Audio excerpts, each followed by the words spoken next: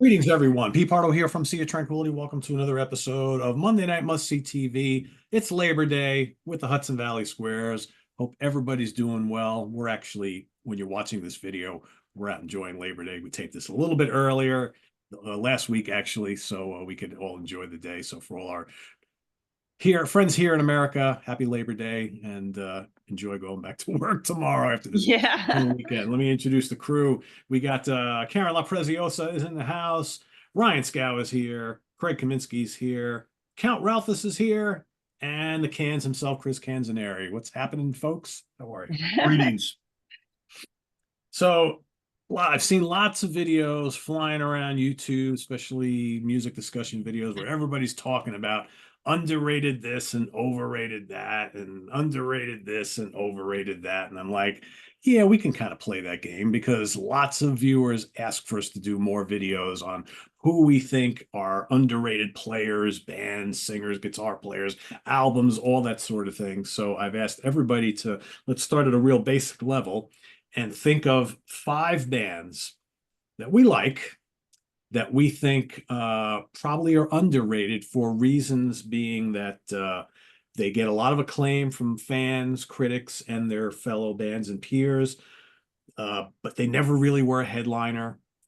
They never really sold a lot of records, but boy, people talk about them a lot. Their albums are very well received, but they were just never a big band, but we feel that they should have been.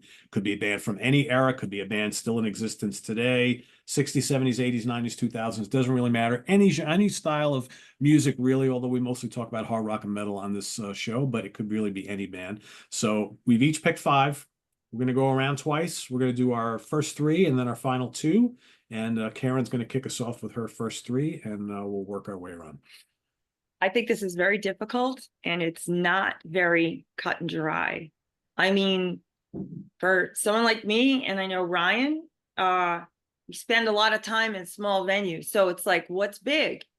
You know, like you're in a small venue and it's a national act and they're headlining, and in that, it's like big fish in a little pond kind of thing. You know what I'm saying? There's a lot of that. So I was very, I'm kind of thrown for a loop here, but I think the first one that I'm going to say, I think everyone can relate to this one. And I'm going to say Hanoi Rocks.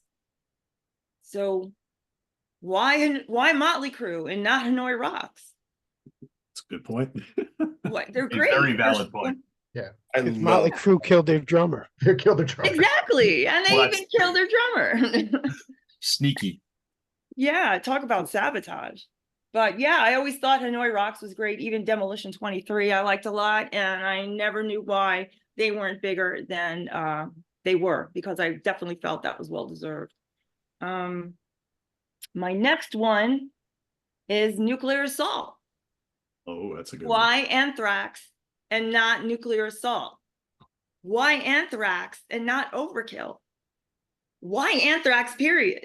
I mean, there's so many better thrash bands than them, you know? So I think Nuclear Assault always have thought they were much more talented than Anthrax. Their songwriting was better, more topical. Vocals were better. I felt it was more sincere.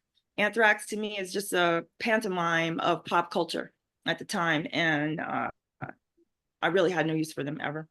So that's 2. I think Anthrax got better breaks with record labels and producers, perhaps. Sometimes those little things, well, they're not really little. That means a lot. Yeah, some bands you could see surfacely, oh, maybe like I'm going to use Riot, for example. That was the most horrible mascot. Everybody thought it was stupid. And Muscle Seal. It really held them back. I think it really did hold them back. And you could say the same thing from Raven when they got on Atlantic and they had that album cover. But why Nuclear Assault? We don't know that. There's probably some background stuff that we aren't aware of. So Hanoi Rocks, Nuclear Assault, and I'm going to go with Armored Saint. Great choice. Armored Saint, they had everything. They had the look, they had the songwriting, they had the vocals, they had a legion of fans. I mean, there was nothing wrong with Armored Saint. And yet there were a lot of other bands, mediocre bands, that got bigger breaks than them. And I just always wondered why not Armored Saint. March of the Saints, unbelievable. A great record, great record. Actually, you can make a case for all of their albums. Delirious Nomad is a killer. Glorious Nomad is great. You know, I always felt, again, paying attention to them and liking them and seeing them live from the beginning.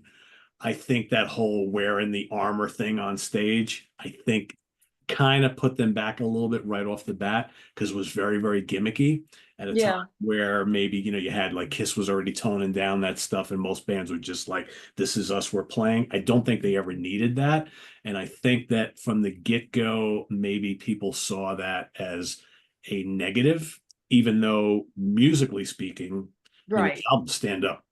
They didn't never needed that because I think you're right, Karen. They had the look, they had that amazing singer, they had these great Yeah. albums filled with great songs, but Great also songs. too, maybe they always seem to get lumped on bills with much heavier bands.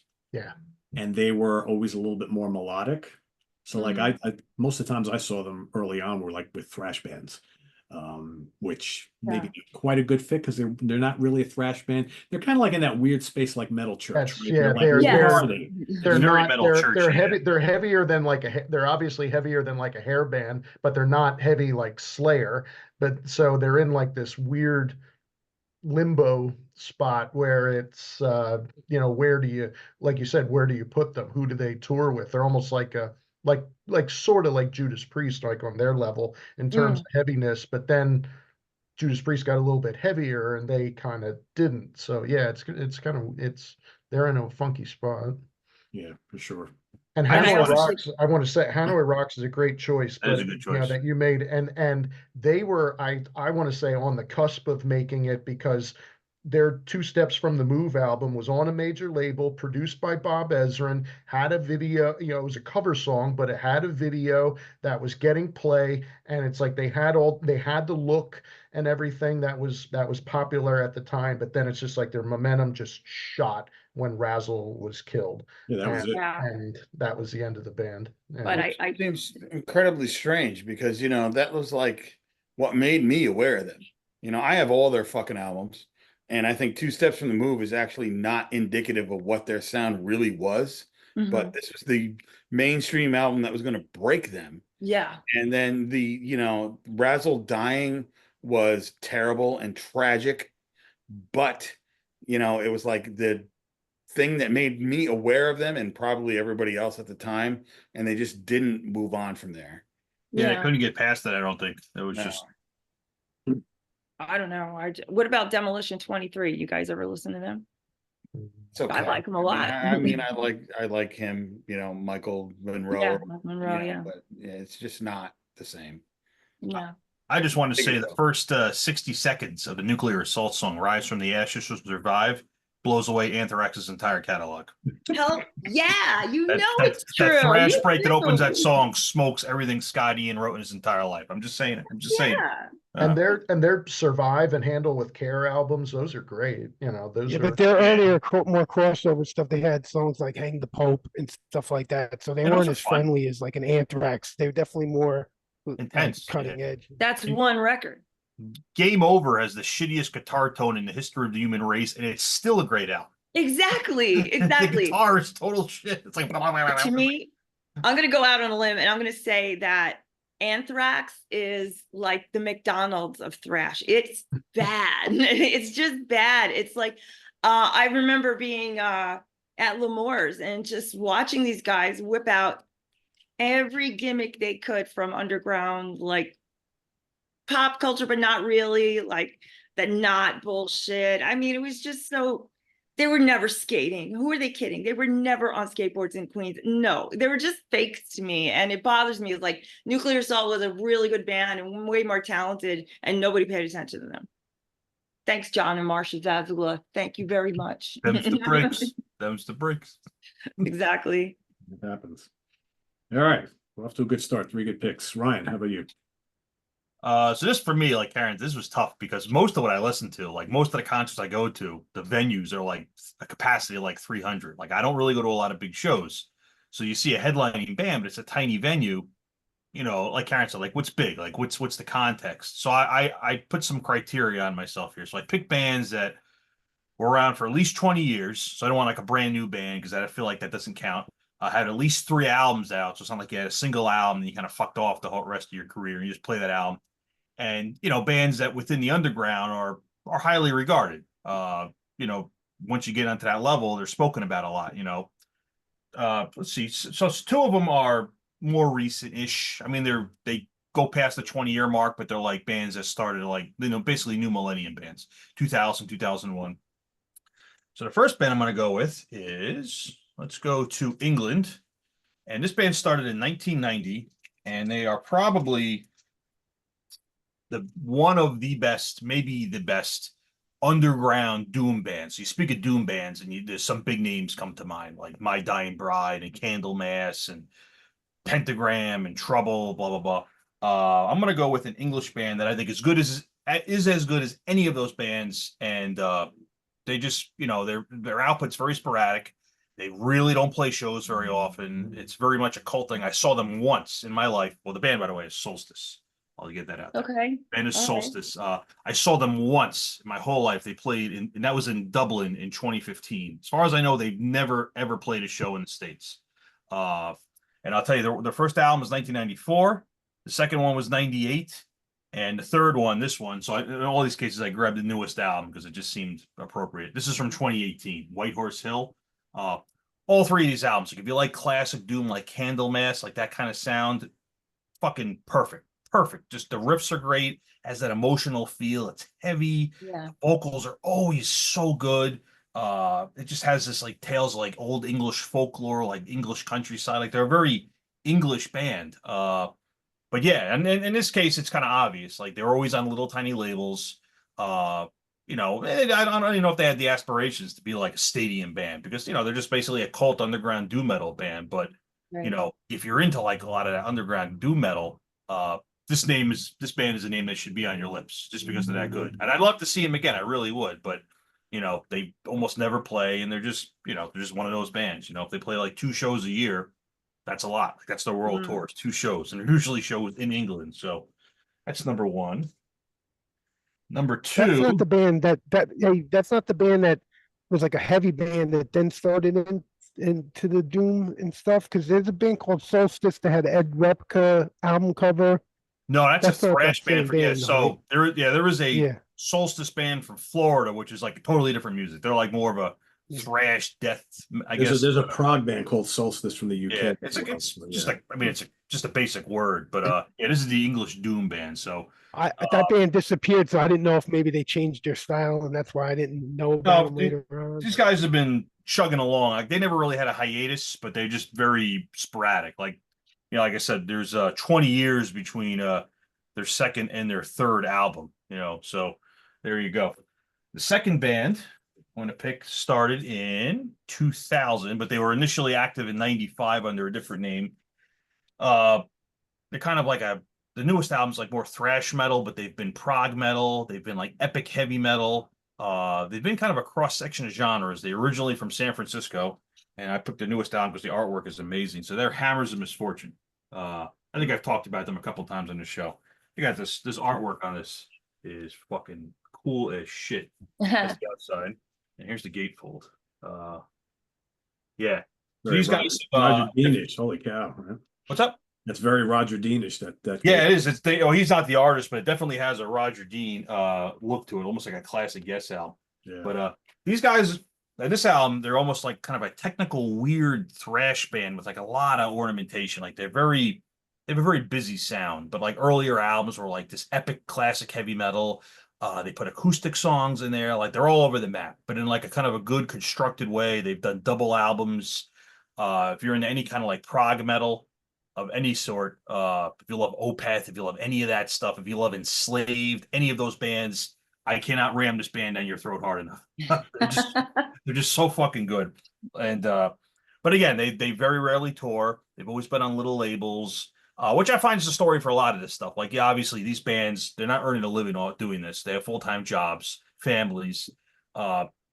In some cases, these bands don't live close to each other, so rehearsal can be difficult. So, you know, you jam when you can, you play when you can. So, you know, it's, again, shows aren't frequent.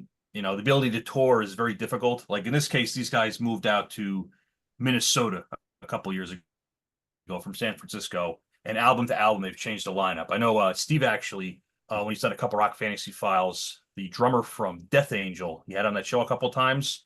For a couple years, he was also in the Hammers of Misfortune too, I think like maybe 10, 15 years ago. So, you know, picked members from here and there, but the main guy's name is John Cobbett. He's like the one consistent guy through their whole career. But yeah, just an awesome prog band.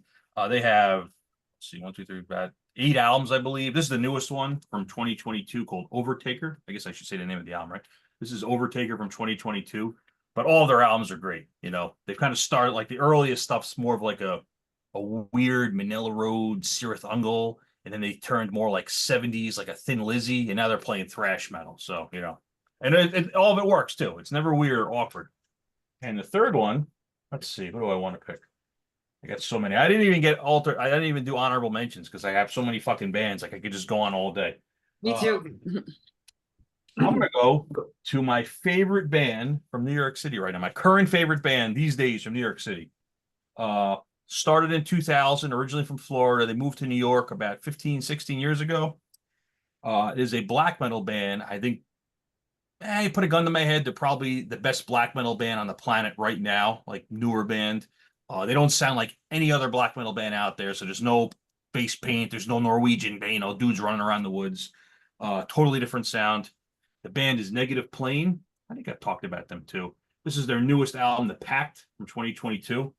It's a concept album about this guy that builds a church and it's like a way to summon the devil. And it goes into the past of like, you know, the church was built before and it like was knocked down. I think I'm fucking it up too. But it's this big complicated story. It goes through like different acts and the lyrics are all read from like the point of view of different characters, like way more interesting than like the usual, you know, black metal lyrics. The music, it's almost like man, it's tough to describe. It's like you take a little Sabbath, Bloody Sabbath. You mix a little of the 80s Italian band Black Hole. You mix some early Eastern European black metal. So it's like a weird mix of all these different styles. Every time I've seen them, they blow the place down. They're one of the best live acts. I just saw them in Detroit a couple weeks ago. Saw them earlier this year down in Washington, D.C. So that's how good they are. Even though they're from New York, I drove all the way down to D.C. to see a New York band. But again, you know, they don't tour a lot. They're on small labels. They don't tour at all. Like, they play sporadic shows, like a fest here, a show there. You know, very selective in like what they do. What was the name of that band, Ryan? Band's Negative Plane. So they are in New York. For me, they are the best metal band from New York City these days by far. Yeah, the first 2 albums were from 2007 and I think 2000. They took quite a hiatus too. So it's 2006 to 2011, and then this thing come out to 2022. So you're talking over a decade between the second and third album, which again, this kind of a theme with some of these bands, you know, life gets in the way. They're doing other bands, other projects, you know, they get back to it when they get back to it. It's never a full-time occupation. So this one is my third band. Again, if you like any kind of black metal at all, in any capacity, and you haven't heard Negative Plane, I'm here to tell you, you're fucking up. Fucking up. And even though this is their third album, I think it's probably their best. So I'm going to say that's what you start with. So this is The Pact. And there you go. You sold me there, Ryan Scow. So I know you're not really like a black metal fan. You might like this band. You might like this album because whatever image you have in your head of like, oh, okay, black metal, you know, Nick and Scow talk about that. Doesn't sound 1% like that. It's totally in its own universe. But you hear I it. like Black and Doom. Well, so it doesn't sound like that either. But you hear this, you're like, okay, that's a black metal band. Like, what else could it be? But it doesn't sound like anything else. So it's kind of cool like that. You know, they have their own sound. They're doing their own thing, which that's kind of cool for a metal band these days. You know, they're not ripping off something from 1986. But they also sound old, too. It's like they do a lot of contradictions, but really good band. So there you go. Got it. All right, Ralph, over to you. All right. So yeah, I was thinking about it in a different kind of way too. Like I wasn't thinking of bands that should have been huge, like they should be playing arenas and stuff. I just think they should have been more respected and bigger in specific scenes, you know. Like like they were saying, playing in small clubs and stuff, but were they the headliners that were touring all the time, or were they always like the opening kind of band? So my first one, band formed 1986 in the Bronx. They broke up in 95. They reformed again in 2016. It's Demolition Hammer. Yes. They did Oh, three yeah. three really great full lengths. But they broke up. I guess they kind of came out at a weird time where death metal was really booming, and they were still straddling the line with the really heavy thrash and death metal. Like, so they didn't fit. They fit a little bit more in the thrash scene, but the thrash scene was kind of dwindling at the time. So Mm. maybe that's why they kind of floundered a little bit. But I mean, they respect it. A lot of people love them, but they should have been way bigger. And now that they're back after all these years, like a lot of bands, either like the bands that stuck it out, people got used to them and they don't get the cult status as the band that broke up and then comes back 20 years later. Like they seem to make a bigger deal about those bands. It's kind of Right. not fair to the bands that stuck it out all these years. Yeah. But yeah, the original drummer, he left after the first two albums, Vinny Days, and he passed away, but he was a tattoo artist, and he used to bring his tattoo kit on tour, and he used to tattoo all the death metal people. And Glenn Benton got all his tattoos from him, and Mike Lucifer from the band Primeval, and I got a tattoo by him, one of my early ones. I got a lot of mine fixed up, but I left this one because it was done by Vinny Days. So that's say that about him. But so my number 4 is Deceased. They formed in 1984 in Arlington, Virginia, under different names. Then they settled on the name Deceased in 1986. In 1990, they were the first band assigned to Relapse Records. They have 11 full-length albums, 7 demos, 4 EPs, 4 live albums. There's a documentary coming out. They're working on a Kingsley Fowley documentary. He also has a band, October 31. And he's just been doing it for so many years. They got all these freaking albums. They're all good Uh, too. Man, they're so yeah. fucking such a good band. And they're not all exactly the same too. Like they have their own style, each one, you know. And they've just been sticking it out for so long, and they really deserve to be way bigger. But they're, like I said, they're one of those bands that never disappeared, so people take them for granted, I feel. Yeah. But I think hopefully when this documentary comes out and people really learn about this man and or what he's done to the underground scene for years and years, he'll get the respect he truly deserves. All right. They Now, got a new album coming out in 2 days too. yeah, Children of the Morgue is the brand new one that's going to be out. I wasn't sure it was. I knew it was coming really soon, but I didn't know it was. I think it's 2 just days. Friday. I heard 2 songs and like again, they're just like these guys can do no wrong. Like they're like bulletproof. They're so fucking good. Yeah. All right. So my number 3 is Hudson Valley's finest for back in the 80s. They formed in 1984 under different names, but like Deceased in 1986, they decided the word Primeval would be their name. They played all over the tri-state area, including places like CBGB's, Lemore's, and Sundance. They played with Dark Angel, Death Angel, Morbid Angel, Cannibal Corpse, Pungent Stench, Carcass, Obituary, Sepultura, like all those bands back then, even hardcore bands like MOD, Cro-Mags, and Murphy's Law. After the initial breakup, Mike Lucifer went on to join Demolition Hammer, and he did a tour with them when they toured with Deicide. And the bass player Mary, she joined Incantation for a short while. And the original drummer of this band, Primeval, went on to help form the band Toxic. Yep. This is the 2 original demos by Primeval. And this is one of my all-time favorite demos, The Manifestation. But they had like 7 inches and stuff back then. And now they just put out recently, they put out this. It's like a 10-year anniversary of an EP they did 10 years ago. And they added a couple new songs and they re-recorded all the songs. But this is their full length. This is all the demos on a CD and more like a compilation demos. And here's the original EP. I got the vinyl hanging behind me. But this band, when they used to play, they had so much energy on stage. They were so tight. They were one of the they would blow away the headliners all the time because they'd get more of a following from people seeing them all the time. I've seen them blow away a lot of headliners back in the day, and they're just amazing. And I thought they should have been huge. And the biggest problem with them was that they didn't get signed when they should have. They got signed at one point to a label, and the label put all their money behind another band, and then something happened. And while Primeval was waiting to record their album, the label went under, and that set them back far. So they were so disappointed that they broke up for a while, but Yeah. they're back and they're doing shit again. And great band from the Hudson Valley. That's my three. So Ralph, when they first formed, so Andy and I went to New Paltz together. So Really? Andy and I were really good friends. So I was around the band all the time. Back in the day, I became very friendly with Gary and Mike and Mary and the whole band. And they used to play in New Paltz on campus and at parties all the time. And they would go play in Middletown up at the loft up there. And so like I was seeing, we were probably like a lot of the same shows whenever they played. Yeah. One of the shows I know you would have been at is when they played that big Pi Alpha Nu in New Paltz with Murphy's Law and Existence, and a bunch of bands played. It was like an all-day thing, but Primeval was like the only thrash band, and it was like all these hardcore bands.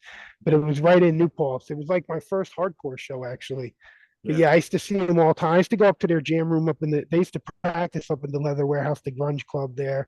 I used to go there to practice. I went to Gary's wedding, and I've been friends with them. I got a lot of my classic demos are from Mary. She was like the biggest collector in the scene at the time. Out of our people, no one had the collection that she had, and she had all the contacts for all the great bands. Yeah. They were such an amazing band. They should have been huge. They would have got signed back then and got on like one decent tour. They would have been one of the biggest bands. Yeah, I agree. It's a perfect case of like a band just not getting the breaks that they needed, and they were as good as any of the other up and coming bands at the time.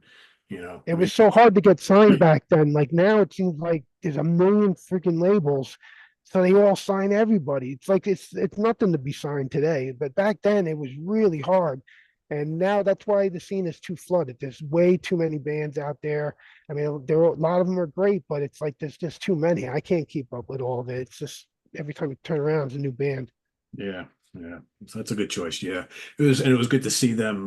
God, when they first got back together, how many years has it been now? I kind of forget, but such a great live band. I mean, they were just absolutely ferocious live. So cool. All right, Craig, over to you. Okay, I tried to make my picks with using the criteria that Pete had given us beforehand, and not not being headliners or but people generally like, or not being consistent headliners, and people generally like them. I didn't just want to pick bands that I like that for whatever reason I think more people should. So for my first pick, I went with one of the lowest hanging fruit that I could think of when we got this assignment, and that's Y and T. Easily, it's one of those mysteries, time life mysteries of the unknown, why they just did not become more popular than what they were. I think they're one of those bands, I think, that most anyone who likes hard rock is perfectly fine with at least some of their albums, especially their early 80s albums, of Earthshaker, Black Tiger, Mean Streak, even In Rock We Trust. And yeah, they had the sound and pretty much the look that was popular at the time. Dave Meniketti, great singing voice, great guitar player. Leonard Hayes was a little goofy looking, but I mean, but a good drummer and everything. And they, for whatever reason, they were on a major label. They just, for whatever reason, they just did not catch a break. They never had a top 40 charting album or a top 40 song at times when bands like them were charting and making a lot more money. So it was always kind of a mystery to me why Y&T did not become the next Van Halen at the time. So, And you know, and during those days, I mean, because I remember when Y&T were starting to break, they never really got past that. Like, and then for years later, everybody knew who they were. Everybody that I knew that was into heavier music knew who they were, liked them, saw them live, but for whatever reason, like the general public just never picked up on them. And you're right. They had the look. They had this great front man who had a great voice. He was a killer guitar player, and all these really strong albums, and just and very accessible music. And for when compared to their peers that were doing the same type, similar things, and they even predated them, being back in the 70s when they Late started. 70s, yeah. For whatever Van reason. Halen used to open up for them. Van Halen looked up to them guys, Yeah, when yeah. they were back then. Yeah. So I always look at it this way. I think Y&T were like they were too heavy for the more commercial hard rock stuff, but they weren't heavy enough for the crowd that was into like thrash and extreme metal and Yeah. Judas Priest style stuff. They were kind of like they were in this like middle ground that I think for a lot of people they didn't really fit anywhere, and I think that kind of hurt them in the end. But I maybe a mean, little too early to the party type thing, because it's like they were not, you couldn't mix, they weren't like, Motley Crue and Rat or things like that, but yet they weren't definitely weren't as big as like Van Halen and things like bands like Yeah. that. So And you gotta wonder why a band like that didn't make it when somebody like Whitesnake did, because Whitesnake was plying their trade back when Y&T started out, or even before, and somehow they managed to hit it and get huge. Maybe it's just Lucky breaks sometimes. yeah, or Like, not knowing how to market them. If you're saying that they're Yeah. in between, maybe the record label didn't know how to handle them. Maybe I don't think I always thought Maniketti's hair was too fucking curly. Curly hair. I always thought that they tried to jump on the trend that a lot of those bands were influenced by Y&T, and then now that here's Y&T trying to jump onto the trend that's getting popular with these bands that they influenced. well, you're right. You're right, Ralph, because after Mean Street, I think they started to get a little more commercial They- because they got a little were more trying glammy to looking, those yeah. bands. That Never rock, been that big. In Rock album where it's like the Summertime Girls or whatever. Yeah. They had that one kind of hit song. Yeah, that But it was was kind of really only kind of hit. weak. When you Yeah. go back to Black Tiger and stuff like that, it was way better.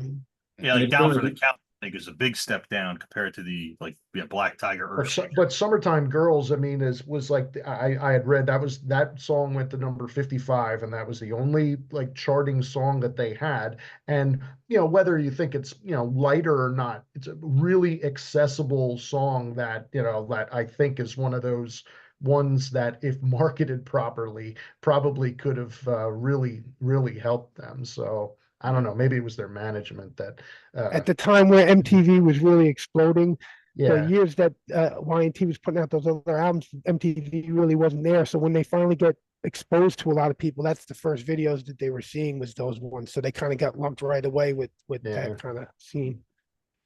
Yeah, I think you're right. They were either a little too late or a little too early for stuff, because I also think their first two albums, which are really good, but those came out in the late 70s when kind of like hard rock was not doing much of anything. And you have to wonder if those first two albums, if they came out like maybe in 75, 76, when you had like Priest was just really starting to get big, you had Montrose, right, and all that. I think they might have caught on a little bit more at the time. So I just think that they started releasing albums at a weird point in time where their Yeah. music wasn't really a fit. And then, like Ralph said, people were influenced by them, and other bands were all of a sudden starting to get really big. Y&T still not selling shit, right? And they're like, all right, well, maybe we should change our sound a little bit. But I also think it has a lot to do with the label. I don't think that they knew how Yeah. to do that at all. Yeah, I can't I- think of any hard rock band from A&M Records that ever did anything. No. I just don't think I think it was very convenient and during that time for record labels to put bands in boxes, and they were supposed to look a certain way and fit a certain way. And if they didn't know what to do with them. That's my observation. I'm sure there's a lot that I'm missing, but it just seemed like everything was very, segregated. This one is doing this. Oh, you can't do that because this one's already doing it. You know what I mean? I think a lot of bands got lost in the shuffle like that. Yeah. Maybe And that's what they- happened with the Hanoi Rocks. And they still tour, but Yeah. they're playing small clubs, and half the time you don't even know they're coming around. And They used to play the Chance like Yeah. every other week. They're like the Chance house band almost. Yeah. They played a few years ago there with Doro, and when I went, Meniketti's guitar solo ended up being one of my favorite solos I've ever seen live. Like Great it player. just blew my mind. I He's couldn't a believe how great good player. it was. He's an amazing Yeah. player. Amazing. And he's the only one that's alive of the principal four members now. Wow, that's sad. So, yeah. Well, my second pick is a case, at least I always thought of being a little bit too late to the party, and this is a band that I had mentioned before, but I went with the Four Horsemen. And when you had bands like Guns N' Roses and Black Crowes, that became big in the late '80s, early '90s.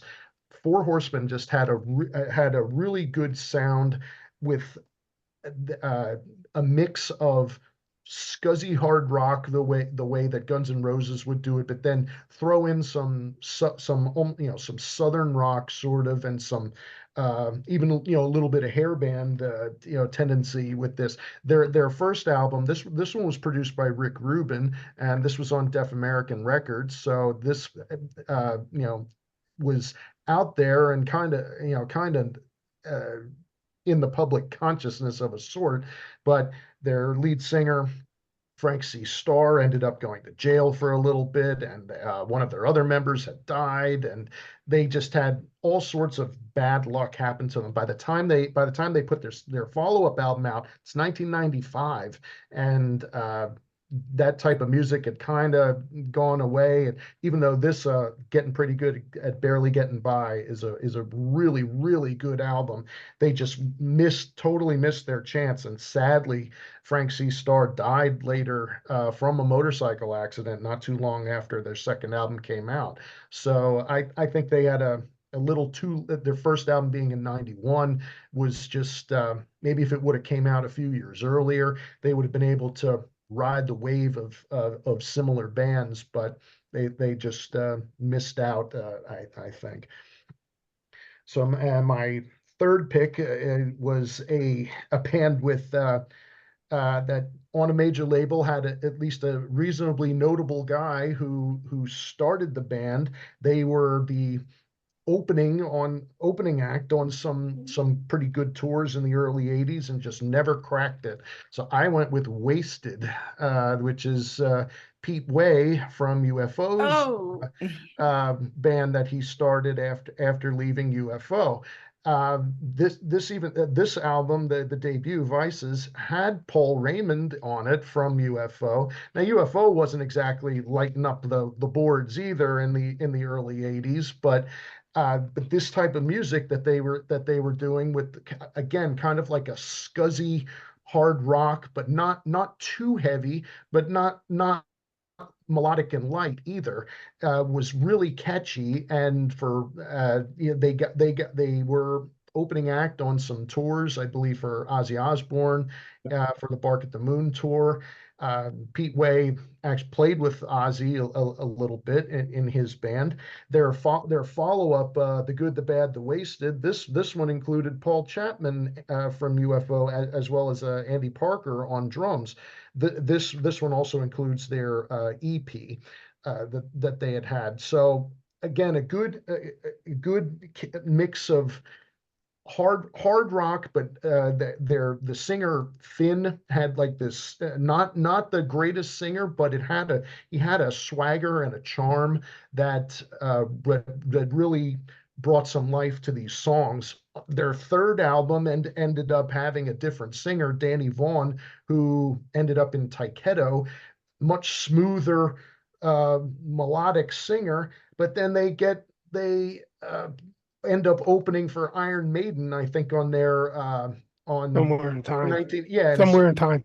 somewhere, yeah. And again, that was like not the right tour for them to be on with that type of singer. So that did them no favors.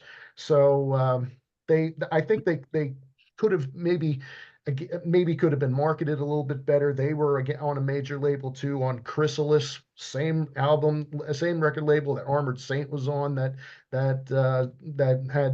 didn't help do them any favors. yeah. And Michael Schenker, and UFO. So I mean, it's like it seemed like that label didn't know what to do with hard rock at the time. So, but yeah, I think Wasted was a wasted opportunity that they could have should have been a little bit bigger. And let me tell you, because I saw them on both those tours. So they were on the Ozzy Motley Crue tour. This was Shout at the Devil and Bark at the Moon. That was a big tour for them, but they didn't get the rub from it. And then when they did the Maiden tour, they didn't get the rub from that either, which is kind of mind-boggling.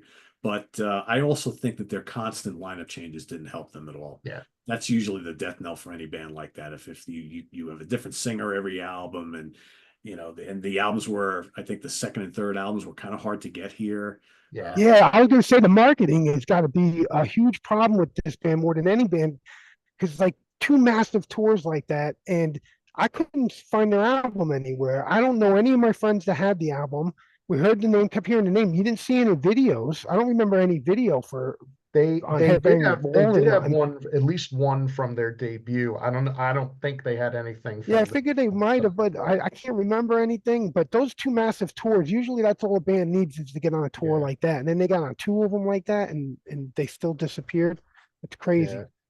And Yeah, I I will think they say, were I on- don't know if it was totally like Maiden's idea, but the fact that they brought Wasted out on that tour with them and then would play like Dr. Doctor opening up every show forever. And they never once thought to bring UFO out and tour with them when UFO really needed that rub, because Yeah. UFO were floundering for like a long time. I never understood that at all. Yeah, I think in Pete Way's autobiography, he says that, he was thrilled to get, he's because Steve Harris loved UFO, and so he taps Wasted to have them open up the tour. But I think Pete had said that wasn't the right tour for us. He said we should have gotten on to open for like Motley Crue or something like that. He said that would have been more our audience. He said, but with the Maiden crowd, he said it just, and with their new singer, it just didn't help them. And it's interesting how history works out, but like Pete Way was basically formed Fastway with Fast Eddie Clark and Jerry Yeah. Shirley, and then but for legal reasons he couldn't appear in the band or on the album, so then he pivoted and put together Wasted. So imagine if there was no issue with Fastway, Wasted would have never happened probably. Right. Yeah. Cool. All right, Chris, over to you. All right. Well, we all talked about this band, Y&T. Most of the groups I picked were guys I thought that didn't get over the hump. You guys, some of you guys are doing more underground stuff who, never became part of the conversation for popular music or whatever. I think Y&T was one of the bands everybody knew about, but never got there. And that's pretty much what I'm doing with my picks. We already talked about Y&T. My number 4, Sweet. Good one. Wow. Never got huge. We talked about this band in the 1974 favorite albums show. This album's from, this is a compilation album. These guys, I swear to God, I remember as a kid reading all this stuff about how Mott the Hoople had all this influence on heavy bands or whatever. I swear to God, they were giving Mott the Hoople credit for what Sweet did. Because I hear Sweet more in heavy 70s or like late 70s, 80s music than any Mott the Hoople. But this guy, these guys were killer. Love Sweet. You never got their due here, right? I mean, I know like over in Europe, big singles band, but I don't know if their albums ever sold anything like I that. don't think their albums did. I mean, but they had at least 3 top 10 songs in America. Yeah, they were more like a single. Yeah, what? Fox on the Run, Love is Like Oxygen, and Action. Yeah. And then of course the early bubblegum stuff like Little Willie and all that stuff. Those were Little Willie, Yeah. singles over there. Yeah, but Yeah, that's kind of like a Action joke. was a big hit. Yeah. And then my number 3 is the other Canadian band, April Wine. Yes. Oh that's a- wow, the that's a other great other. Yeah, come on, Sign of the Gypsy Queen. Freaking, this album kills. They have many albums. Actually, some of the stuff that came before this is even better than this. They never really hit big. They never really hit big here. But I love April Wine, and not enough other people do. But I thought about picking them because that's a great choice. Yeah, that really, and if memory serves, that album did okay here. And I think the one before and the one after had some sales, but I don't think they've ever had a Yeah, Yeah, you know, well, they weren't huge. I always thought that was like, you know, we're going to be with a band that's, they did okay. Everybody knows who they are, but they never really became constant headliners, hit makers. You know, they didn't get over that hump to be like a big band, like, you know, that everybody knows and loves. yeah. Like I would even say like on the level of Heart or something like that. You know, not like Led Zeppelin, but they didn't even get to Heart level. And No. they maybe should have, you know. They weren't. I mean, if you're going to compare them to like Rush and Triumph, I mean, they weren't even drawn Close. or selling half of what Triumph was doing. I think in Canada, April One did pretty good, but overseas, I don't think that they were much I of mean, any. you know, I even thought about Triumph, and I'm like, nope, Triumph was bigger than April Wine. Triumph was Yeah, headlining really. here. They were playing big hockey arenas and stuff and gold Yeah. records and yeah, oh yeah. Yeah. Yeah, April One's a good choice. Really good choice. I can't believe they're still around, you know, April, since Miles Goodwin died. I mean, because I saw that they're playing with Warrant, doing a tour with them, and of which I thought was a weird mix. That's a really weird. But I saw that they were playing, and I assumed that they were defunct now that, you know, that Miles Goodwin had died. So guess not. Nope. I will say those early April Wine albums there's some really good stuff on those. Some of those are pretty heavy, some prog on some of those, a little bit of everything, but yeah, really good stuff. Yeah, it's good stuff. All right. Well, since Butch is not here, I knew he would pick these, and I kind of thought that these fit too. So we just talked about him a bit, but I have to pick UFO because Yeah. UFO were one of those bands. Everybody knows them, everybody loves them, but they were never much of anything other than like a big cult band. They're legendary, influential. Michael Schenker, Phil Mogg, Pete Way, you know, the whole nine yards. Albums like Lights Out and Obsession and Phenomenon and Force It, and of course the live album and all this kind of stuff, but they were never headliners here, especially never sold anything. I mean, this is their biggest selling album, and I think this maybe went gold, maybe not. Never played on the radio much at all. But yet everybody talks about them, everybody loves them, but for whatever reason throughout their career they never really amounted to much of anything, which is really sad.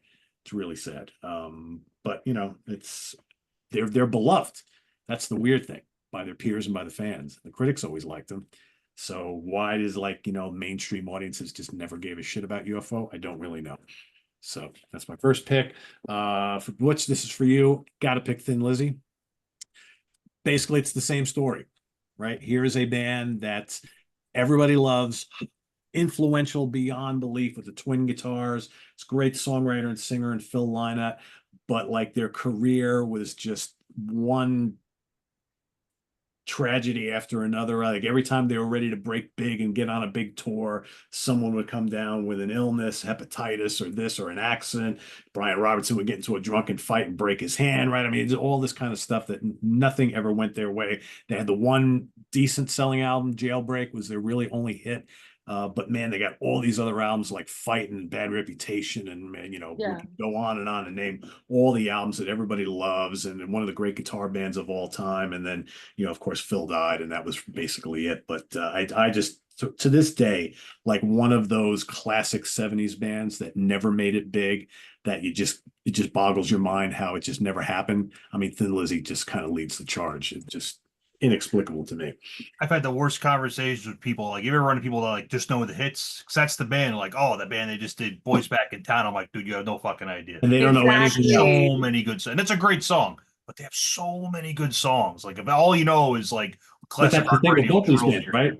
Boys Back in Town and Doctor. That's all anybody knows. It. Yeah, and both bands, yeah, they have so many good songs. But yeah, it's that one song and that was it. And you know, that's all you know. You're missing out. I'd even throw Blue Oyster Cult in there too. They had 3 hits, but still. I thought about them as well. Yeah, I think they I thought about them too. They had some gold albums and, you know, and everything. They had 3 hits compared to, you know, Godzilla, Burning. But I mean, their albums were selling, you know. Yeah. And I always thought Thin Lizzy was really big overseas, though. I thought they were a lot bigger. Like I see the footage that you see of some of the live shows, they playing in front of big crowds, you know. I think they were a bigger band from a live perspective over there, but they didn't sell a lot of records over there either, you know.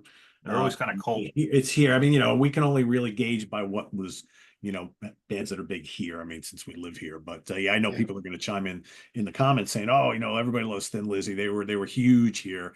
They weren't really huge in Europe. They weren't selling tons of records. I mean, that's the thing. Like a band can be like have an album that certifies silver in the UK, but that's only like 100,000 units sold. Here, that doesn't really mean much of anything. It's not even halfway Yeah. to gold, right? So it's like, so for over there, that's pretty big, but for here, that's not really much of anything. But they were never headliners here. And I think they probably could have been, but it just never really got there, sadly. And my number 3 is a more recent band. This is a band that just perplexes me that isn't, a household name because their music is so good, but I think the name of the band throws a lot of people off, and that's Lucifer. Love 'em. Yeah. Just love them. They're so Yeah. easy to get into. I mean, Johanna's vocals are just amazing. Their music is Right. not too heavy, it's not too doomy, but it's Right. groovy, it's psychedelic, it's like garage rock, it's pop, it's doom, it's classic metal, it's like all this stuff roll into one. Songs are so catchy. Every album is just really, really good. But like, they don't tour over here all that much. And I know they play the festivals in Europe and all that sort of thing, but they got this name, which a lot of people will. It's so funny because I say this all the time. It's like, I think if they had a different name, I think they could market this band a little bit differently, and more people would want to listen to them. Hello, But Satan. I see comments all Yeah. the time. People are like, I will never listen to them because of that name. And then Yeah. people are like, oh, I can't believe anybody would ever say that. Who cares about a name? I'm telling you, folks, I see it all the time. It's It like, matters. It makes a It does difference. On matter. that It level, it definitely makes matters. a difference. yeah, Yeah. it does.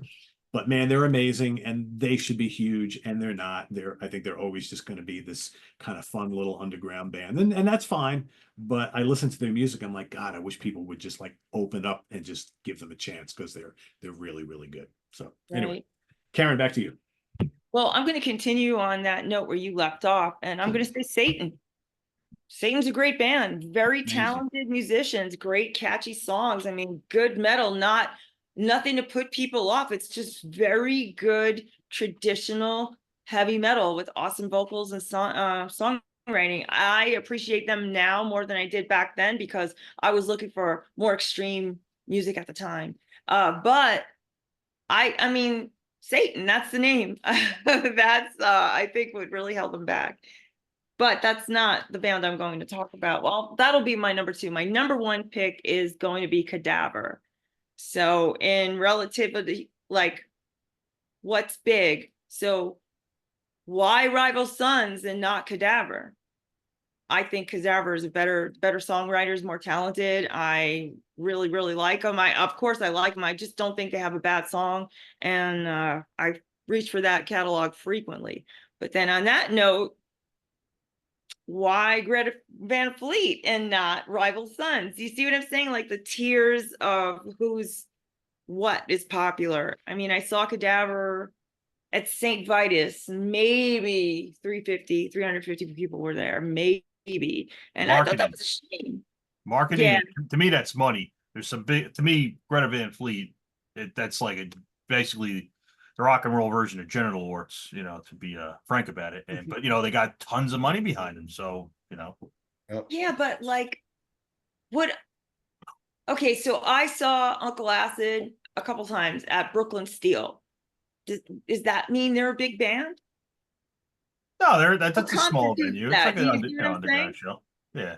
So like, why would Kadavar not go to the level of Rival Sons? I just think they're better songwriters, and I don't know. I think that's a great band that's pretty digestible, but really hard rock. And I just don't understand why they never got bigger. I mean, I love It's Kadavar. weird. I don't think that they don't really have, there's not really an image to them. Not that they really need it, because they're going for this kind of like hippie look thing, which I personally think is cool. I think also too with Kadavar, they keep kind of changing their sound a little bit. Like their first couple albums are kind of similar, then they start changing a little bit. Now they're doing this kind of weird like space rocky psychedelic thing. So I think they're not staying in one place for too long. As far as like, should they be bigger here? Are they underrated here in the States? Yeah, they don't tour enough here for one. They're not on a big label. I don't know. I think their music is terrific, and even though it's very retro, it's very original, I think. So they're one of. I mean, we could talk all day about these kind of like Eastern European and Scandinavian bands who are doing this kind of retro thing, and that should be more popular and is really underrated because it's just so good. Because I think you can be retro sounding and still be really, really good. It's okay to be influenced by great bands of yesteryear as long as you write great songs and make good albums, right? That's okay. You're not like a clone, if you're doing your own thing, you just sound old, but you don't sound like you're copying one band. There's no harm in that. It's fine. I feel Kadavar's like that, and I think their first few albums are, like Pete said, they are changing, but they're really hard rock. And now, if we're talking about that, what about Graveyard? Yeah, there's a lot of bands. Why not Graveyard? Yeah, Graveyard, Witchcraft. I mean, they can talk all day about some of these Swedish bands. People probably can, with a name like Kadavar, you're maybe preconceived to think one thing, and then you hear that they have very accessible vocals, and the music is, again, pretty, I think, universal. But maybe it's the name, or they have a hard to read logo. Yeah. I was a fan of a band called Kadavar for like 20 years, like it's a they go back to Norwegian the band. early 90s Yeah. band Kadavar, old and they got an Norwegian. album called In Pains that's amazing. But then but that's spelled with a C, and this band is spelled with a K, right? Yeah, they're old. There's an old Norwegian death metal band who are fucking great, by the way. But Yeah. I mean, I Greta just- Van Fleet is like they're kind of like right place, right time, right? People really miss Led Zeppelin. They sound like Zeppelin. They're cute young American kids, and they got the label behind them. They've gotten all the breaks. They get on these good tours now. They're headline. I mean, it's a perfect. But this day and age, not many bands get that break, right? Right. Especially with rock Kingdom Come. music. And What's if that? you're doing this band beating, why is this band doing it and so successful, not that band? Like you could do that with every single punk band in Green Day. Like why is Green Day? And I mean, same thing with Nirvana. Like at the time when it came out, I didn't mind it, but all I could think is why them be the band that's like gigantic all of a sudden when I've been a fan of this kind of music for a long time. Then all of a sudden there's one band. It's just such a weird thing with timing. Figure like Marketing too. somebody's got to be number one, and if everything lines up, all the goalposts line up for one band at the right time, right place, right And people. that's Green Day.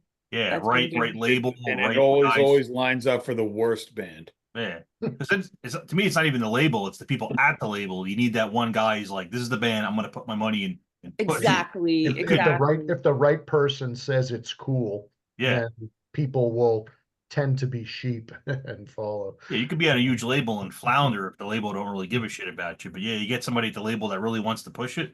It makes a big difference too. It does. Before we move on, I just want to mention one other band, and no honorable mentions for me. Diamond Knights. They had 2 EPs, 1 LP. They had a movie song on a soundtrack or something. They were a great hard rock band. Sometimes they even sounded like a little bit of old Priest, like maybe British Steel kind of Priest, and they just never went anywhere. And I really think it's because they didn't have a label behind them, like they were on a major label, but it just seemed like they just got lost, whatever, collateral damage. But yeah, I just think they're really great. And if anybody wants to look them up, Diamond Knights, there you go. I've never heard them. As far as Satan goes, man, anybody who loves early 80s The best. metal, right? Loves those first 2 Maiden albums. Yeah. Silly not to give Satan a chance. I was tempted to pick them. I mean, for my money, I didn't pick them, but I'm going to say Russ Tippins and Steve Ramsey are the most underrated guitar duo in metal. When those two guys get to trade in leads and riffs back and forth, they smoke.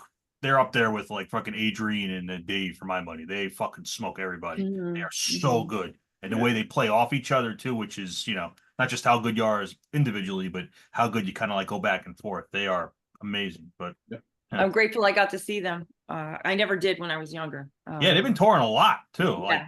there was like within a span of 12 months, I saw them 5 times in 3 different countries. It just worked out that way. But, Wow. yeah, but they're always so good, But Yeah.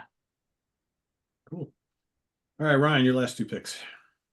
All right, so I'm sticking with the same criteria. So if you asked me with these two, I went with what are I think overall the two most underrated metal bands. Period. I'm gonna go with these two. So both of these bands have been around a long time. One started in '92, one started in '83. So they've been around a long time. I'm gonna go with the band from '92. This is, for my money, the most underrated death metal band ever. This band's name should be on. They are equally as good as every other death metal band that's ever been around, and in my opinion, better than most. They have my favorite death metal guitarist, which I will talk about in a second. They have terrible cover art, which does not help them, and they have 9 albums out. So again, I pulled the newest albums. The band is originally from Mexico, and the band is the Chasm, and then they moved to Chicago after a couple of years. But they originally, I think, were from around the Mexico City area. The guitarist, this guy is named Daniel Corchado.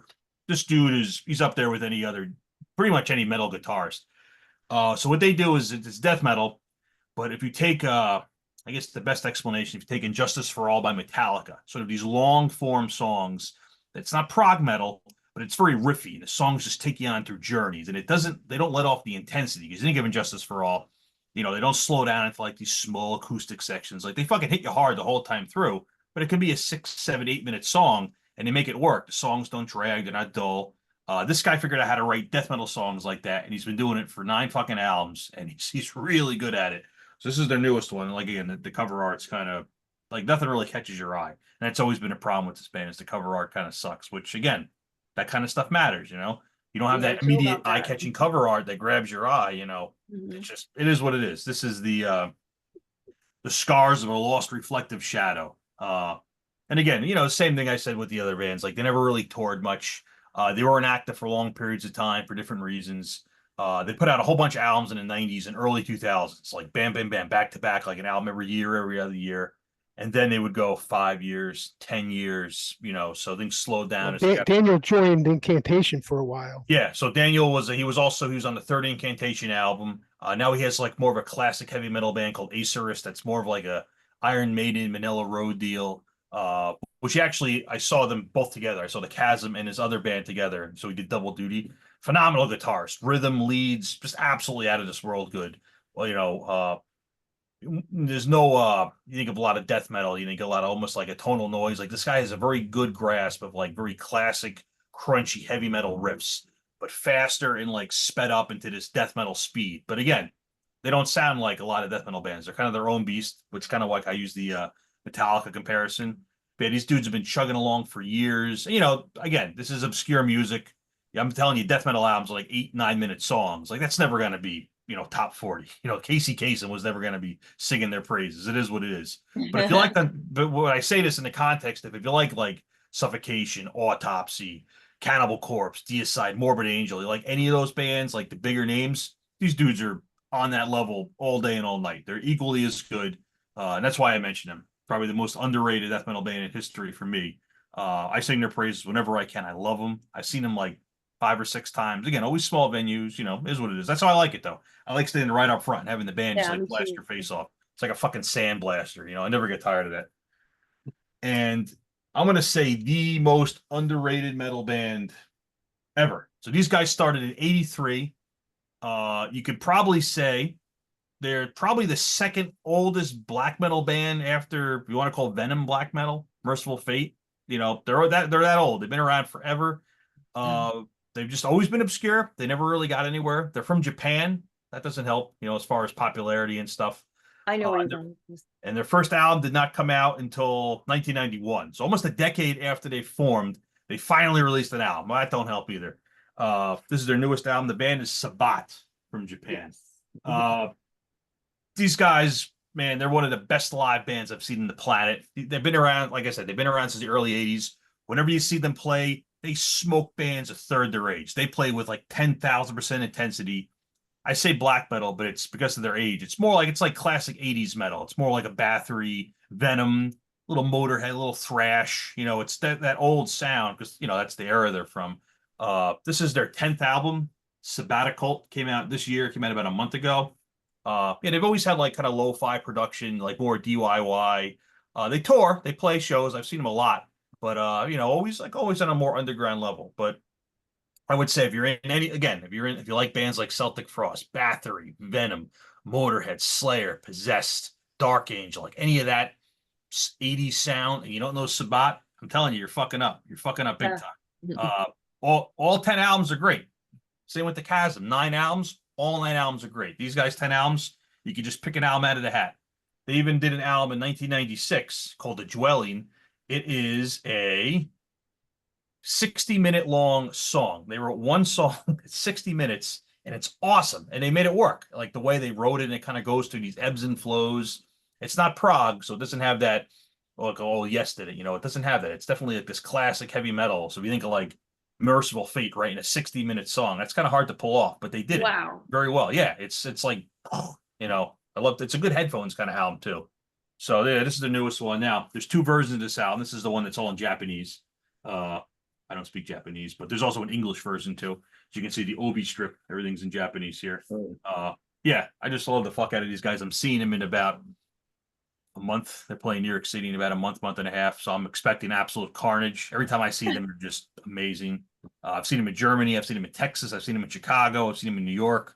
Everywhere they go, if they tour, I'm there because they're just so fucking good. So I'm picking these guys because to me, this is the most underrated band that's underground, and they're by their nature, they're gonna be underground. But if you like any kind of underground metal, thrash, black, and death metal, you don't know Sabbat, I'm telling you, you're fucking up. So there we go. Sabbat from Japan. All right. Japan is represented today. There you go. Ralph, your final 2. Okay, I've talked about them before. Formed in Atlanta, Georgia, 1983. The first 3 albums are absolute classics. Then they broke up. They reunited years later, but with different members. They put out 2 albums in the 2000s that no one even knows about. But the band is Howl's Eve. Oh, These yeah. albums, when they came out, these albums were at the right time and everything. They were getting shows and tours with Slayer at the time. This album had like songs that were on that River's Edge movie soundtrack. Yeah. And the third album was, we did an episode where we talked about albums that people don't really love, but we like. And I had this one, Monument, but this one was a little different for them, but it was still a great album. And they had a great momentum behind them. And I think if they just would have stuck it out a little longer and kept going, they would have been huge. But years later, they put out this album with like a different singer.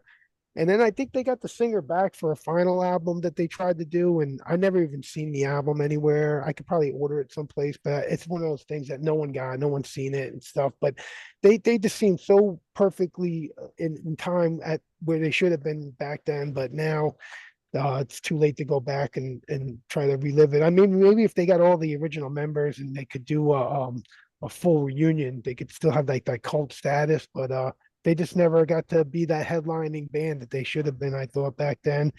And my number 1 is a band I've talked about also a bunch of times. They formed in 1985, blending thrash, death, grind to create what is known as murder metal, because their lyrics are mostly about serial killers and mass murderers. They're still playing with the same 3 original members. They got 6 full lengths, but numerous EPs and 7 I know what inches. band this is. They started my fascination with true crime and documentaries and stuff like that. But yeah, Macabre from Chicago. This is like their Sergeant Pepper's album cover, but it's like all serial killers. Macabre's written out of bones and meat and stuff on the bottom. But got Vlad the Impaler on this one. They got a lot of EPs and stuff.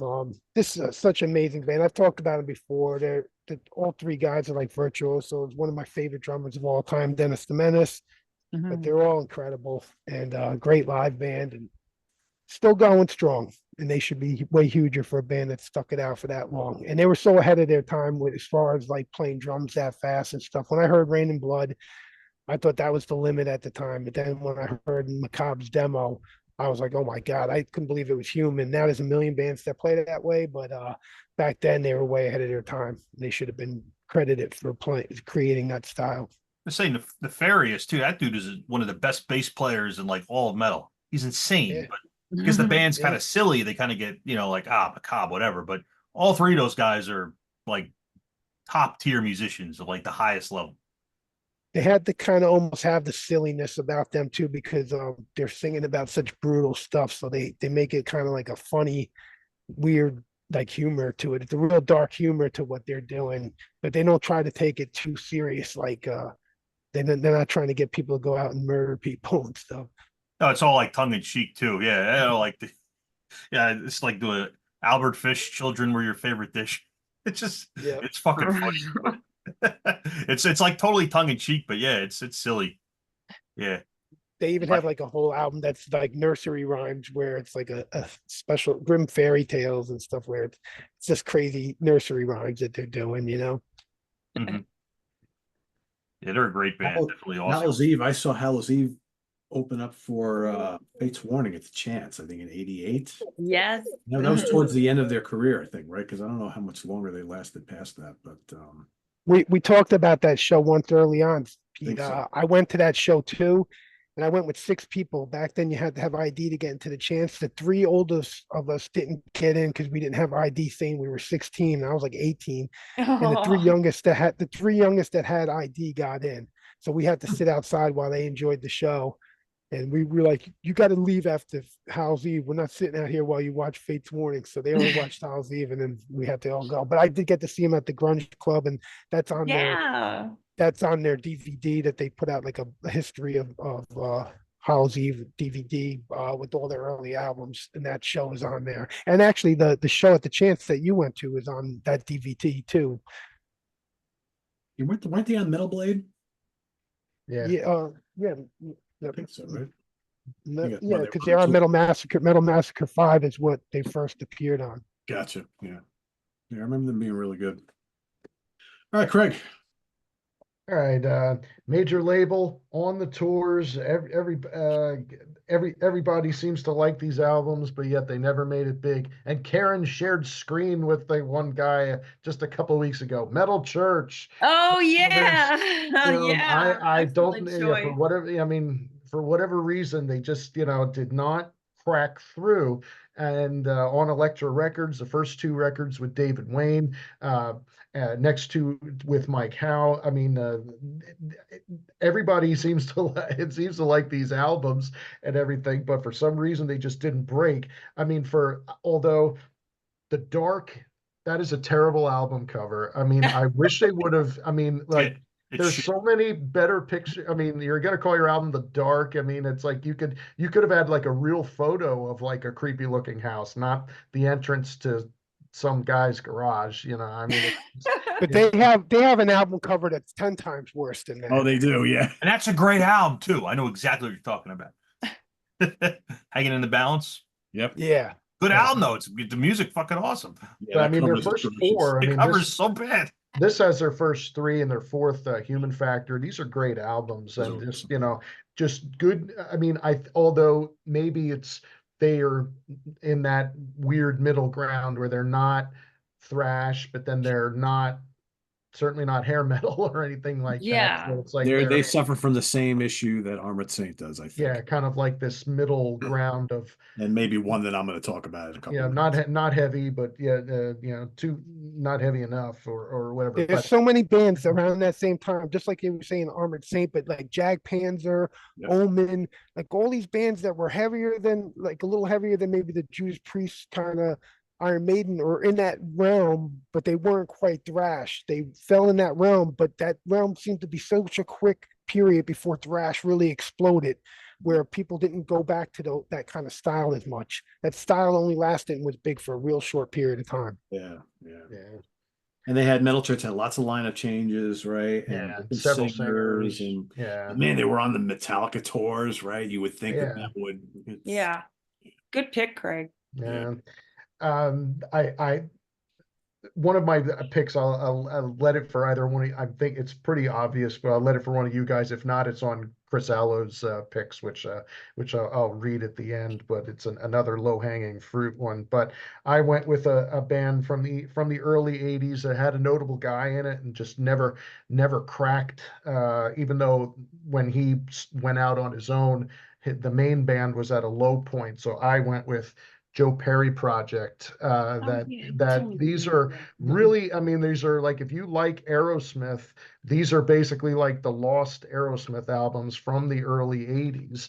Ryan And loves those albums, by the way. Huge fan. they're Big Aerosmith fan. but they had, two these two albums had two different singers. Their third album uh, also had a third different singer. Their third album, Once a Rocker, Always a Rocker, kind of gets crapped on a little bit. I actually kind of like that one. I mean, it's not maybe not as good as the first two, but it still, I think, has lots of good songs on it. But Let the Music Do the Talking is a classic, great debut album.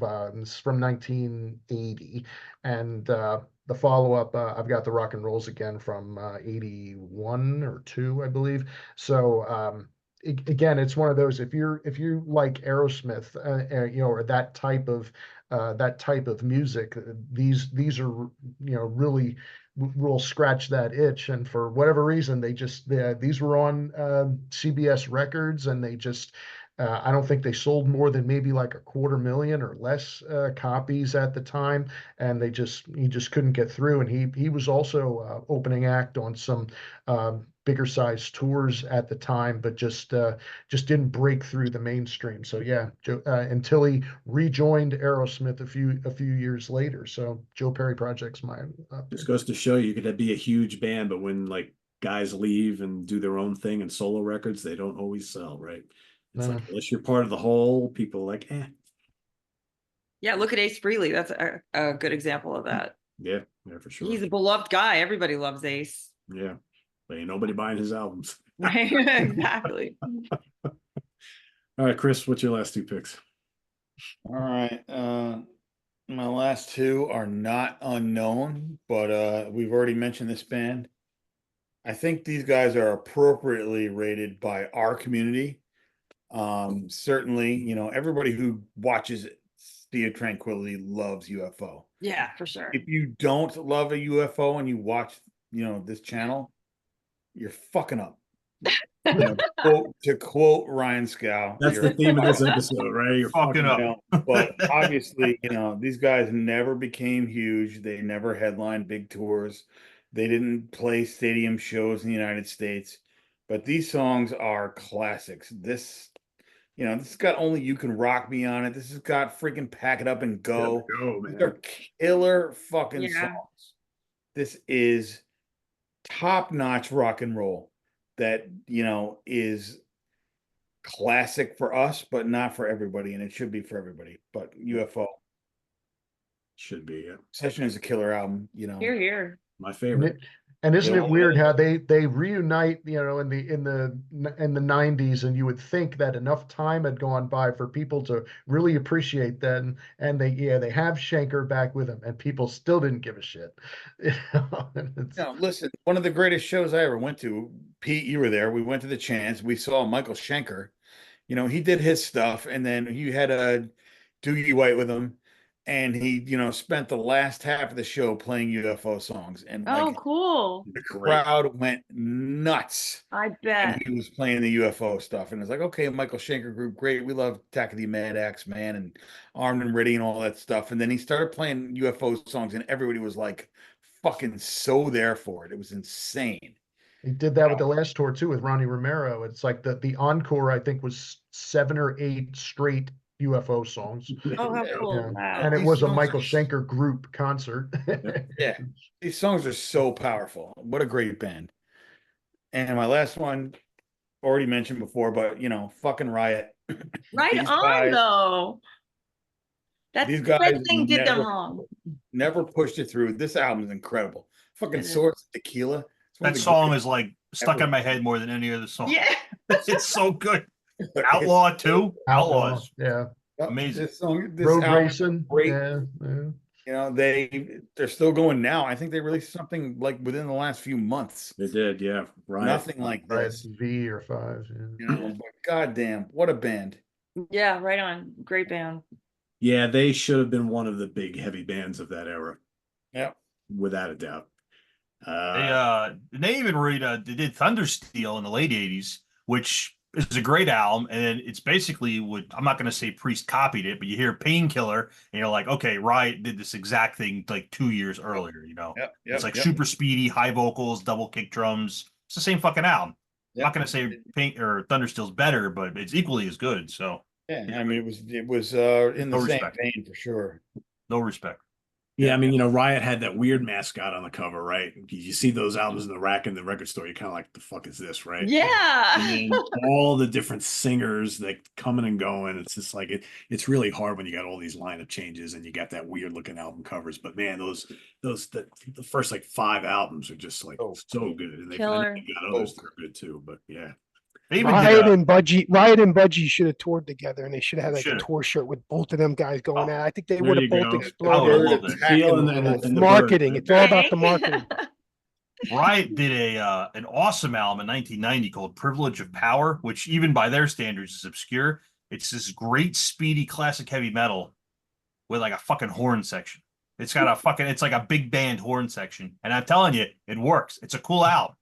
It's like, think of like, Painkiller with like fucking. I don't know. That doesn't sound. It's cool though. It doesn't sound like it works, but go on YouTube and listen to Privilege of Power. It's, they made it work somehow. So, but yeah, again, no respect. Speaking of Budgie, I didn't pick them, but I probably should have because Budgie's a perfect fit for this as well. Budgie would have been I good. thought about it. There's a bunch I Underrated didn't heavy talk bands about. of all time, right? That never Absolutely. no hit albums, toured with everybody, but headliner only maybe in Europe, and but You got a muscle seal, you name yourself after a bird, unless you're the Eagles, and then A you're like weird super name famous. for a bird too. Like, who calls it a budgie? Like, I guess Well, English people do. I mean, Eagles are one of the biggest selling bands on the planet. They didn't name after a bird. It's a cooler bird. I don't fucking know.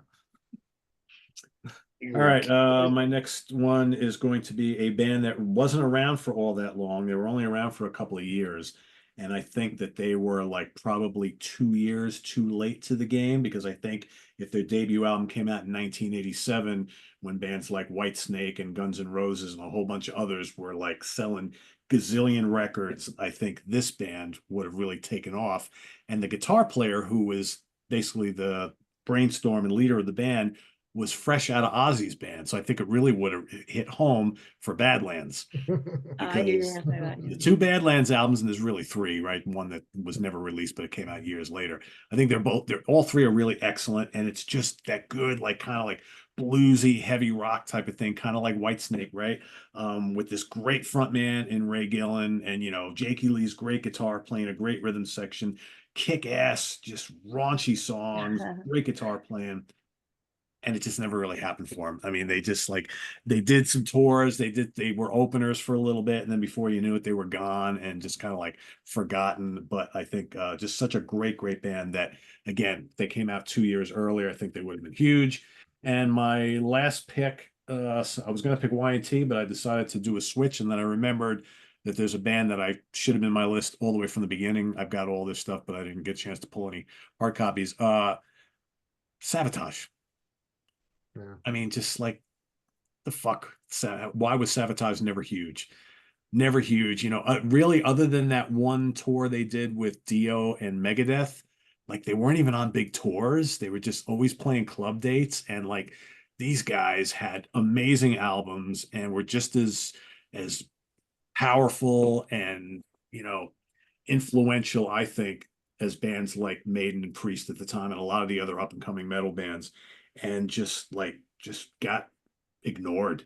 You have albums like Hall of the Mountain King and Gutter Ballet and Sirens and all. Again, it's kind of like the Metal Church thing. It's like they're not quite like thrash. They're kind of doomy, but not quite doom. They're like, I was just gonna say that they totally fit that era where when I was finding bands like Savatage and Jag Panzer and stuff, it was like, oh, this is great. But then it was right before thrash really blew up. So it's kind of they got forgotten about. Like there's a few people that got into those bands and fell in love with it so much that they stayed with it through the thrash years, or they didn't get into the thrash and they stayed with it. I know people like that.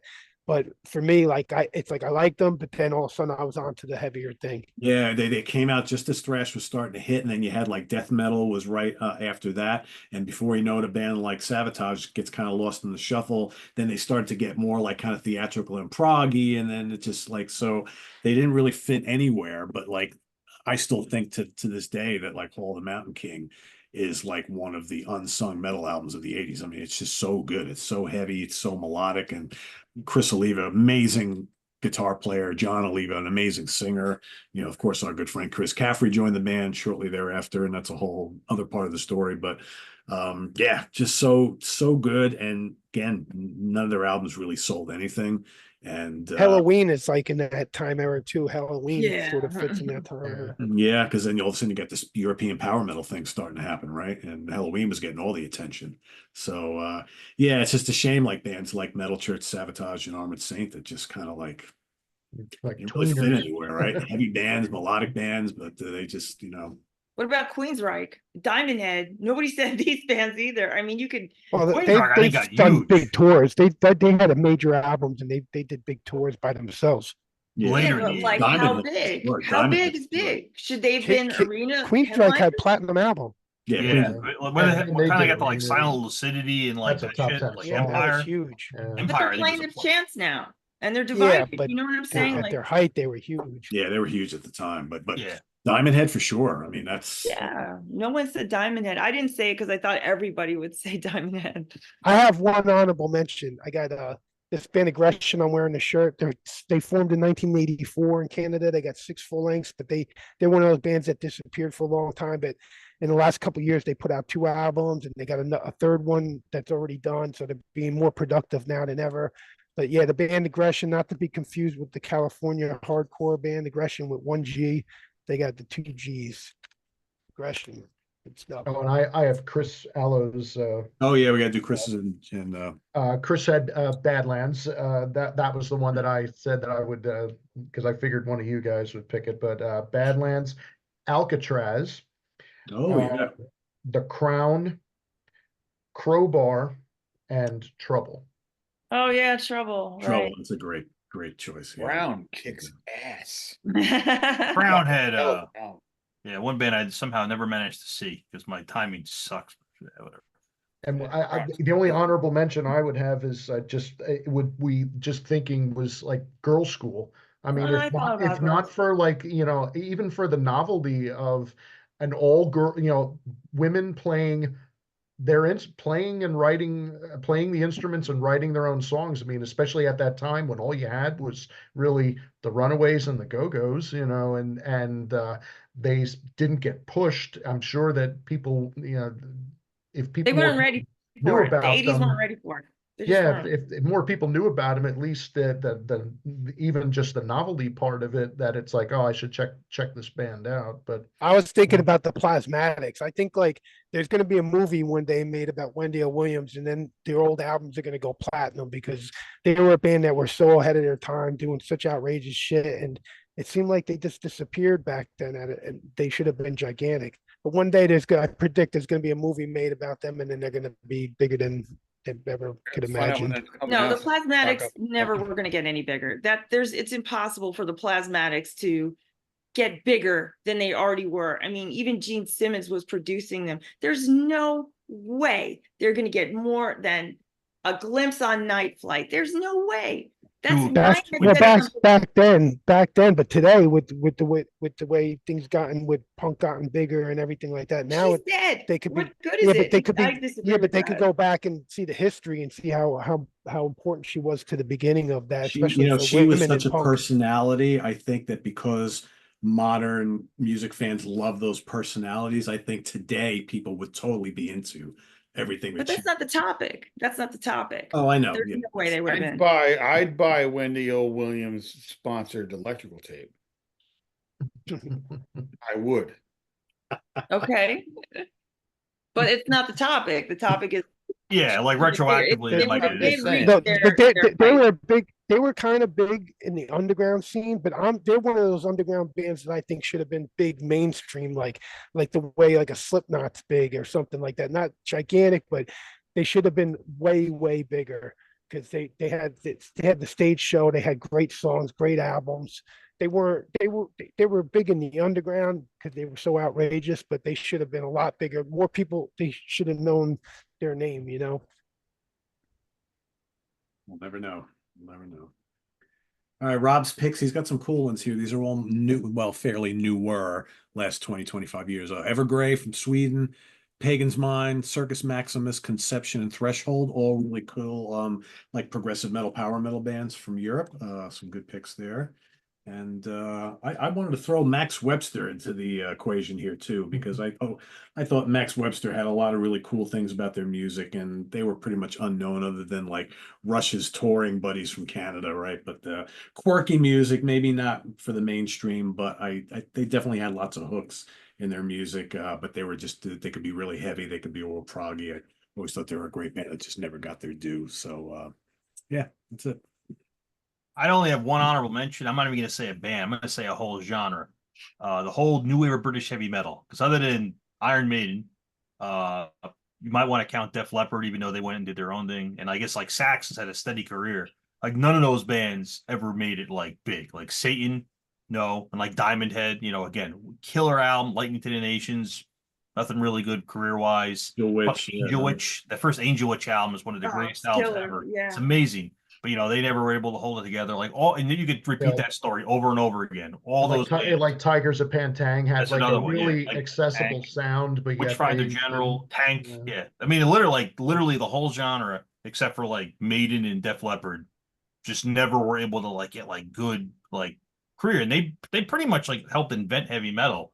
And other bands came along like obviously Diamond Head was hugely influential in Metallica, who went on to be megastars. And it's like, well, I've had a lot of conversations, and I'm sure you guys have too, where like, "Am I Evil?" Like, well, that's a Metallica song. No, it's fucking not.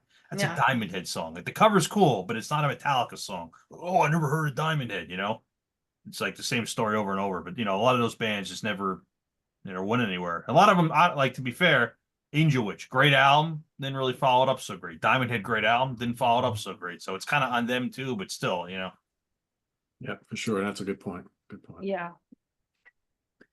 So there you have it, everybody. Some bands that we feel are really underrated for all sorts of different reasons. So let us know what you think of some. Oh, Loudness, there's another one. Also from Japan. Another good Japanese. Roundness. Fucking Cathedral. Cathedral. Oh, yeah, but I Yes. mean, I think they were big for what they were doing. In the Doom scene, they're definitely big. Big for everybody. Yeah. Yeah. And I I gotta mean- say, Gary fucking Moore. Oh yeah, if we're He was talking never huge. Nope, Yeah. never. He Yeah, was, great albums too. fucking in our world, he was gigantic, but mainstream, I don't think he Nothing. ever made it. until he released that first blues album, right? Blues Nobody album, knew or yeah. cared. And who even Gary those, Moore was. even those albums weren't gigantic, but No, yeah, the first one got some attention, but they were not big sellers, Yeah. Yeah, Gary Moore criminally underrated, especially here. Oh yeah, big time. Those 80s albums were great. But Yeah. Mhm. Yeah.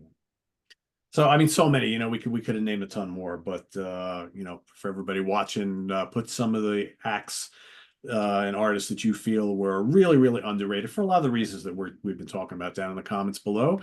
And we'll see you back here in 2 weeks here on the Hudson Valley Squares. For everybody here in the States, have a great rest of Labor Day, right? I know it's late and everybody's ready to go to bed to get up for work next morning, but thanks for staying up with us here on the Hudson Valley Squares. Visit us on the web at www.seatranquility.org. We're on Facebook, we're on YouTube all together all the damn time. Please subscribe if you haven't already and click on that notification bell so you get alert of all of our content as it posts. And please, please, please, please, please hit that like button before you leave. For Karen, for Ryan, for Craig, for the Count, for Chat, Cans, Chris. Him too. Too many names to call you. Chad. And for the giver. I am Pete. Thanks for watching, everybody. We'll see you soon here on the Hudson Valley Squares. Good night, everybody. Take care.